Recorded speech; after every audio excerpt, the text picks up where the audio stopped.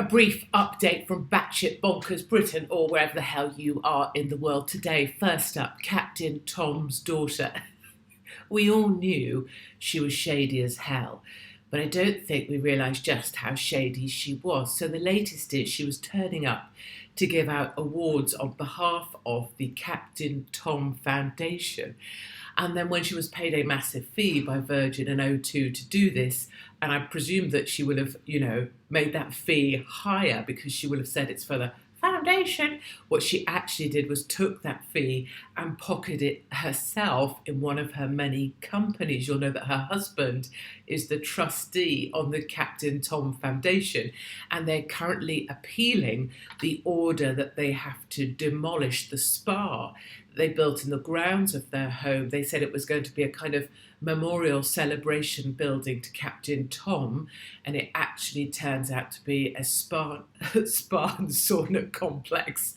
Just a whole level of disgustingness. We all knew it was dodge. We all thought it was really strange that she forced him on a plane to Barbados just because British Airways wanted in on the action with Captain Tom.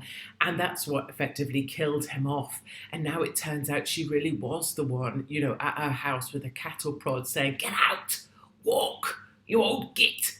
I don't care if it's cold. I don't care if your bones are aching. Just bloody walk. I've got a spa to build, you old git.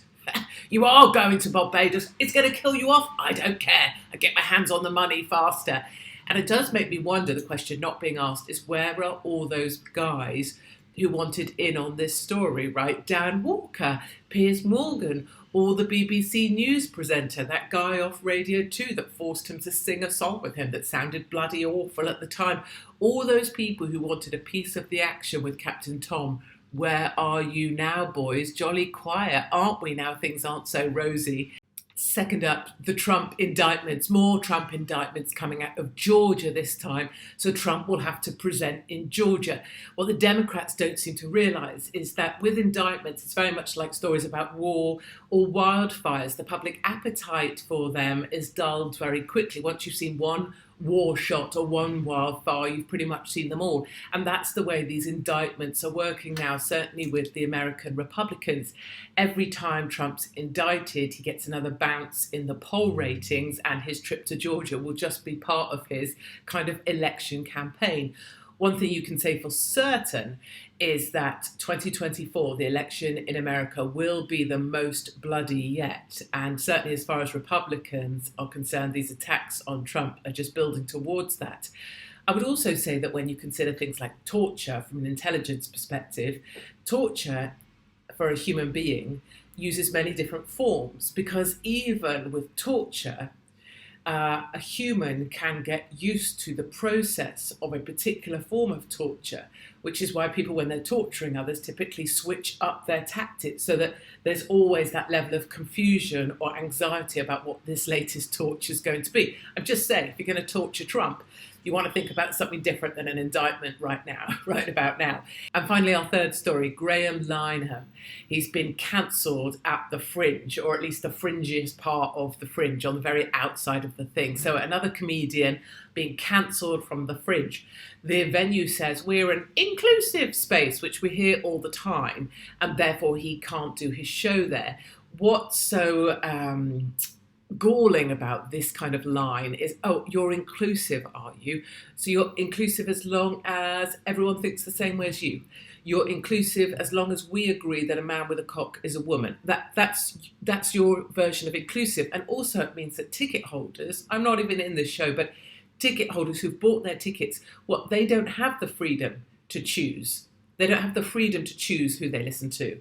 And that a couple of activists who weren't even going to go to the show in the first place don't want it to happen, and this will be a massive win for them. It fuels the people who like to shut things down just because it becomes kind of a pastime or a hobby for them.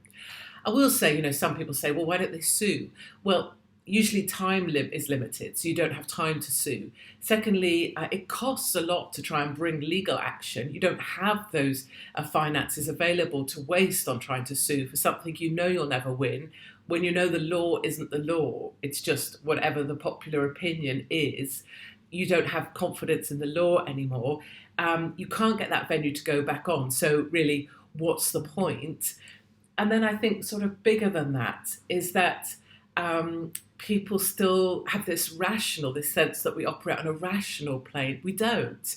The world is completely irrational, and that you cannot rationalize with the irrational. So it's cute that people believe in the law, or this idea that you can have fairness under the law, or that you can sue someone, but that just isn't the case if you're someone on a side that is in the wrong or perceived as speaking against the prevailing culture, whatever that is. And I will just add one personal note, without wishing to sound like I have grievances or a grudge, which is that as someone who's new to this kind of side of the industry, comedy, stand-up, it's very hard. Imagine doing this as a lone female. And I would say, without trying to point the finger, that males in the comedy industry stick together.